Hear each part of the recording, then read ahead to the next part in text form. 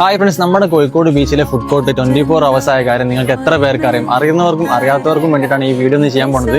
ഇവിടെ വന്നു കഴിഞ്ഞാൽ എന്തൊക്കെ കഴിക്കാന്നുള്ള ഒരു വീഡിയോ ആണ് നിങ്ങളെ മുമ്പിലേക്ക് എത്തിക്കാൻ പോണത്. അപ്പൊ അങ്ങനെ കാര്യങ്ങളൊന്ന് എക്സ്പ്ലോർ ആക്കിയാലോ. So come on guys. പഴയതിൽ നിന്നും പുതിയയിലേക്ക് മാറിയപ്പം ഒരുപാട് വെറൈറ്റികളാണ് വന്നിട്ടുള്ളത്. കൂന്തൽ നിർച്ചതിന്റെ വലുപ്പം നോക്കി നിങ്ങൾ ഒരു ടൈമിന് വൈറലായ ഒരു ഐറ്റമാണ് ഈ കാണുന്നത്.